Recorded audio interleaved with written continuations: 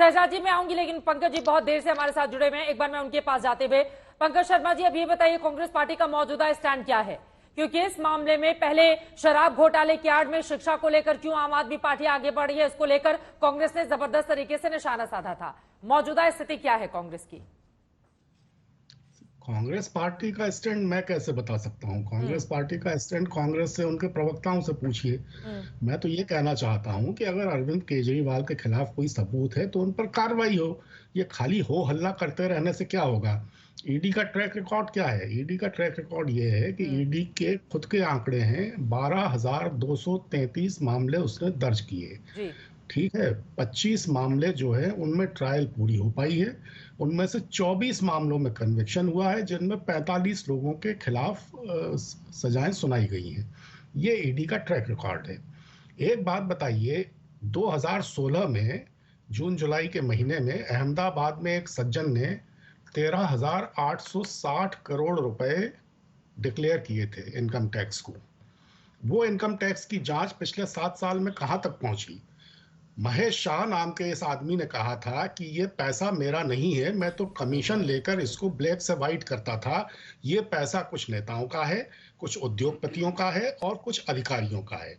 आप देखिए, बड़े ताज्जुब की बात है कि 3-4 महीने बाद नवंबर दिसंबर 2016 में ये महेश शाह साहब गायब हो गए और उसके बाद से अब तक गायब हैं। हाँ। इनकम टैक्स 7 साल से इनके खिलाफ क्या कार्रवाई की? हाँ। तो ये जो सिलेक्टिव है, खाली विपक्ष के लोगों के खिलाफ ईडी की, सीबीआई की, इनकम टैक्स की जांच जो होती है, पहुंचती कहीं नहीं है, खाली हो हल्ला होता है। उससे ये धारणा बन गई है इस सरकार के बारे में कि ये सिर्फ अपने विपक्ष के लोगों को तंग करने के लिए, जो लोग इनसे असहमत हैं उनको तंग करने के लिए इस तरह की कार्रवाइयां करती है। अब आप देखिए, अभी 1-2 दिन पहले गौतम नवलखा को 3 साल बाद बंबई हाई कोर्ट ने रिहा कर दिया।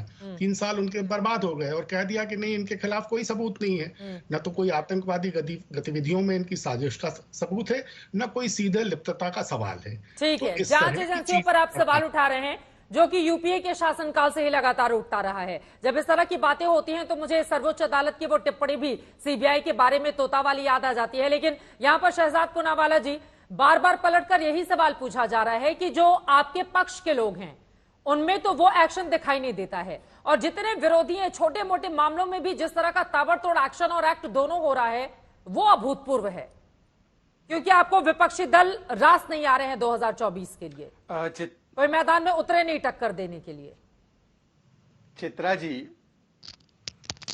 चित्रा जी, इन्वेस्टिगेशन किसी एजेंसी के द्वारा कोई यूट्यूबर के चैनल की एडिटोरियल लाइन नहीं है कि मंकी बैलेंसिंग करके चलेगी। जो भ्रष्टाचार करेगा उसी पर कार्रवाई होगी। यहां पर कुछ यूट्यूबर मंकी बैलेंसिंग करते हैं, कभी कांग्रेस खुश कर लूं, कभी किसी को खुश कर लूं। ये मंकी बैलेंसिंग एडिटोरियल लाइन लेने वाली जिनकी आदत है, ये इस प्रकार से एजेंसी नहीं चलती। चित्रा जी, अगर इनके पास सबूत है तो किसने रोका? इनके पास तो वरिष्ठ से वरिष्ठ लॉयर है, जाकर फाइल कर दे केस कि ये ईडी सीबीआई को देखो हमने प्रमाण दिए, इस केस में कोई कार्रवाई नहीं हुई। अभी तक एक भी ऐसे मामले में नहीं जा पाए। इतने वरिष्ठ चिदम्बरम, सिंघवी जैसे लॉयर होने के बाद किसको बेवकूफ बना रहे? दूसरी बात, आशुतोष जी कह रहे टेंटेटिवली यूज्ड है, प्राइमा फेसा यूज नहीं है। ये लीजिए, एक सेकंड, ये हाई कोर्ट का ऑर्डर है। सीबीआई कोर्ट के ऑर्डर के बाद हाई कोर्ट का ऑर्डर आया मनीष सिसोदिया के मामले में। मैं पढ़ के सुनाता हूं। As per allegations made by prosecution, evidence collected support thereof, the applicant is prima facie held to be architect of criminal conspiracy. ये लो, प्राइमा फेसा शब्द ठीक है आपके लिए, टेंटेटिवली शब्द ठीक नहीं है। मतलब हम शब्दों को लेकर आज तो पॉन मूडी कन्विक्ट होकर सेंटेंस हो गए। लालू पहली बार कन्विक्ट कांग्रेस के राज में हुए थे। प्लीज एक बार डिस्टर्ब मत कीजिए। Lalu was convicted in 2013, Ashutosh ji. Aam Aadmi party जन्मी इसलिए कि हम जीरो टॉलरेंस टुवर्ड्स करप्शन।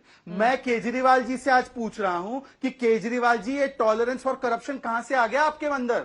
आपने तो ऐसा सियासी यूटर्न किया है, धर्मांतरण यूटर्न किया है कि भाई लालू भी प्यारे लगते हैं, पौन मुड़ी भी प्यारा लगता है, धीरज साहू भी प्यारा लगता है, नेशनल हेराल्ड का गबन घोटाला नहीं दिखता है। मतलब कि कैसा यूटर्न है ये हम उसके बारे में पूछ रहे हैं। और फिर स्वयं जांच में नहीं जाते और क्या करते हैं? रेफरेंडम करते हैं कि तिहाड़ से सरकार चलेगी। मान्यवर, ऐसा रेफरेंडम तो शरद पवार से करवा देते, ऐसा रेफरेंडम लालू से करवा देते ना कि हम तिहाड़ से चलाए सरकार हमारी या हम जेल जाए। ठीक है राजेश जी, जवाब दीजिए। चित्रा जी, मेरा टाइम चालू हो चुका है, मेरे प्लीज चुप कराइए। हाँ, वो चुप हो गए, बोलिए।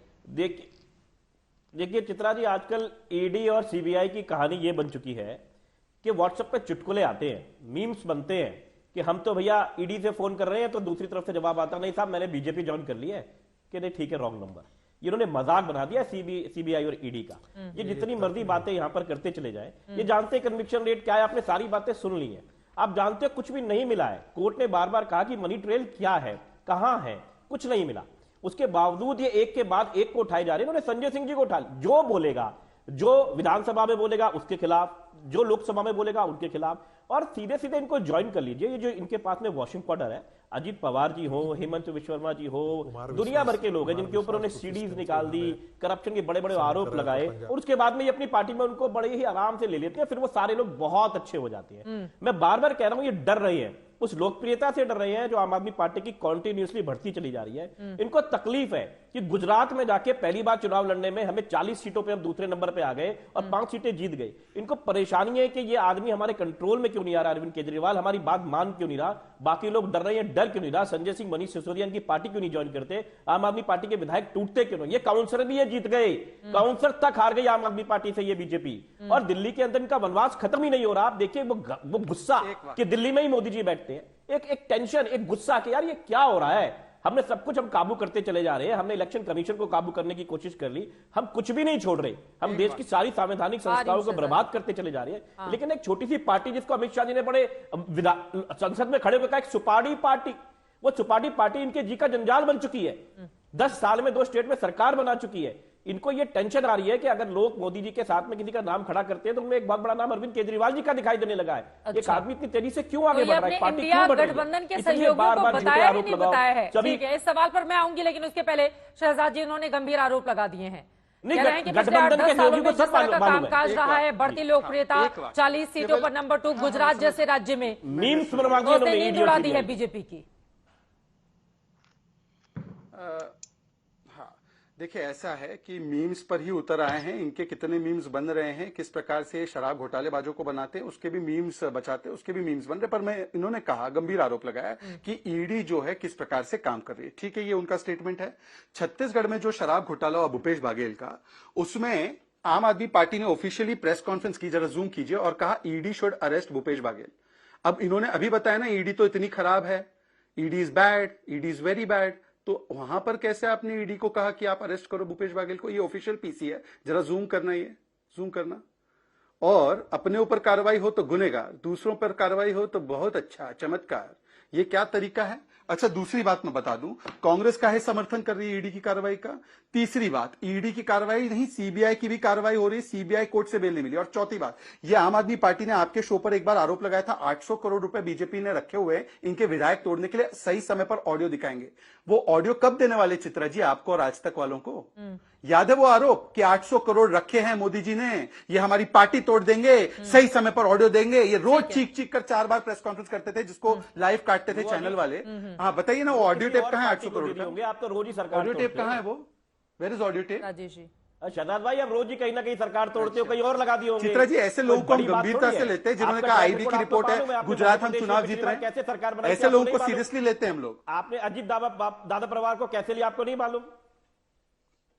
लेकिन अब संगीत रागी जी आपके पास आते हुए, उसके बाद आशुतोष जी में आ रही हूँ। संगीत रागी जी, लेकिन बार बार जो उधर से सवाल पूछे जा रहे हैं, ये बात तो सच है ना कि 95% जो ईडी और सीबीआई की कार्रवाई है वो विपक्षी दलों के नेता वो भी भूपेश बघेल का एग्जाम्पल दे रहे हैं। दूसरी तरफ दिल्ली में है, तीसरी तरफ जो दूसरी कार्रवाई सोनिया गांधी राहुल गांधी को लेकर चल रही है, तो विपक्षी दलों के नेताओं को ही तो टारगेट पर रखा गया है ना इस समय ईडी सीबीआई। देखिए, आप ये तर्क नहीं दे सकते हैं कि उनके खिलाफ कार्रवाई नहीं हुई है। आप अपने बारे में तर्क दे सकते हैं कि हमारे खिलाफ जो कार्रवाई हुई है वह सही कार्रवाई है या नहीं है।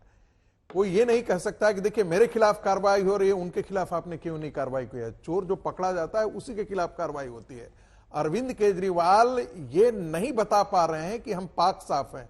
उनमें यदि उनमें राजनीतिक नैतिकता की थोड़ी सी भी तकाजा होती, और मुझे दुर्भाग्य है कि जिन शब्दों का, कठोर शब्दों का प्रयोग उनके पुराने मित्र आशुतोष कर रहे हैं, उतना ही हार्श शब्द का प्रयोग यदि करते अरविंद केजरीवाल के खिलाफ, तब हमें समझ में आती नैतिकता का वही मापदंड जो अरविंद केजरीवाल दूसरों के लिए खड़ा करते थे, और आशुतोष भी उस मूवमेंट के साथ ही थे। उस समय आज वो पत्रकार थे, उस समय वो एंकर थे। दूसरी बात, नहीं, यही इनकी पार्टी कुमार विश्वास के लिए किस प्रकार की हरकत की थी पंजाब में?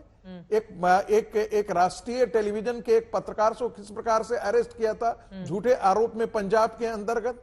तो अपने आपके पास सत्ता आती है तो अरविंद केजरीवाल ने सारा कालनेमी का चरित्र दिखाया है, ऐसा कुछ भी छूटा हुआ नहीं है। आप अपने को पाक साफ सिद्ध कीजिए। किसी को कोर्ट में यदि पेश किया जाता है तो ये वो नहीं कहता है कि देखिए साहब हमने कि 95% विपक्षी पार्टी क्यों, फिर आप भी पूरा इतिहास नहीं, मैं एक और बात जिक्र कर देता हूं। बहुत कम लोगों को जानकारी है कि भारतीय जनता पार्टी से नजदीकियों के खिलाफ भी बहुत सारे इनकम टैक्स के छापे हैं, मुझे जानकारी है। मैं नाम यहां नहीं जिक्र करना चाहूंगा, लेकिन मैं नहीं नाम जिक्र करना चाह रहा हूं, लेकिन मैं बहुतों को जानता हूं जो भारतीय जनता पार्टी के करीबी रहे हैं, जिनका भारतीय जनता पार्टी से करीबी का रिश्ता रहा है, उनके खिलाफ भी छापेमारी हुई है, वो भी अरेस्ट हुए हैं। लेकिन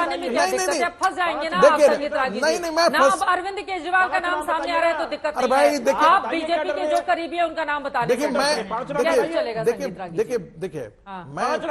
मुझे इस चीज की जानकारी, मैं तो आम आदमी पार्टी से सवाल पूछ रहा हूँ कि अरे भाई वो नैतिकता का कहाँ है तक आ जाओ, कहाँ नैतिकता का मापदंड है? आप भाग क्यों रहे हैं?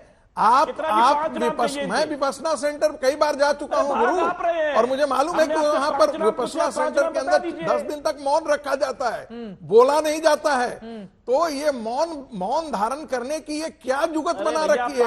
अरविंद केजरीवाल यही जाकर के बड़ी बड़ी ऐसे पोथी निकाल करके कहते थे ये शीला दीक्षित के खिलाफ आरोप है, ये शीला दीक्षित के खिलाफ हमारे पास पेपर है, जैसे विश्वनाथ प्रताप सिंह कहते थे राजीव गांधी के खिलाफ हमारे पास ऐसे पेपर है। अब जरा सवाल ये है कि ये सारे लोग कांग्रेस पार्टी जब आम आदमी के पार्टी के खिलाफ कार्रवाई होती है तो कहती है ईडी ठीक है, आम आदमी पार्टी कहती है कि कांग्रेस पार्टी के खिलाफ काम करें तो कहती है कि बड़ा ठीक है। लेकिन भ्रष्टाचार के खिलाफ जब मुहिम चल रही थी अन्ना आंदोलन में, मुझे अच्छे से याद है, तब तो आप माइक उठाकर बड़ा भ्रष्टाचार के खिलाफ अपनी आवाज बुलंद करते थे और उसके बाद आपने ज्वाइन भी कर लिया आम आदमी पार्टी। आज उसी भ्रष्टाचार को लेकर जब यहाँ पर डिबेट चल रही है तो फिर ये बात तो नहीं हो सकती है ना कि उस समय का भ्रष्टाचार चित्रा जी, आप तो जले पर नमक छिड़क रहे हैं। चित्रा जी, आप क्यों उन पर जले पर रगड़ करके उनके दर्द को बढ़ा रहे हैं? अब जवाब सुन लेते हैं। बोलिए आशुतोष जी। हमारे मित्र संगीत रागी का इतिहास बोध गायब हो चुका है, वो लोप हो गया है।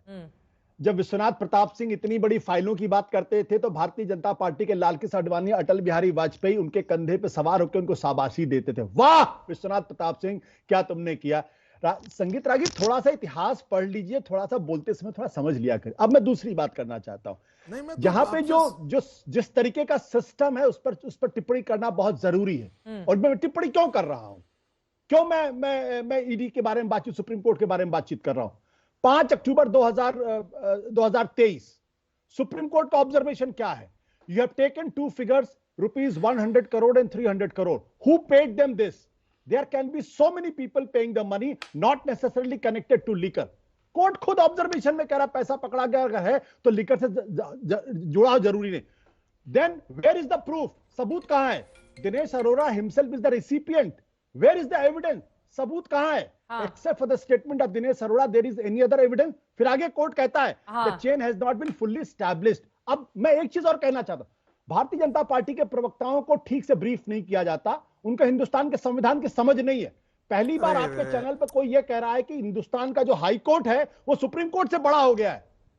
ये शहजाद पूनावाला कह रहे भारतीय राष्ट्रीय पार्टी के प्रवक्ता है। अरे भाई, सुप्रीम कोर्ट की टिप्पणी मैं बता रहा हूं, आप मुझे हाई कोर्ट बता रहे हो। कल आप कह दोगे लोअर कोर्ट, सेशन कोर्ट ने यह बात कही है।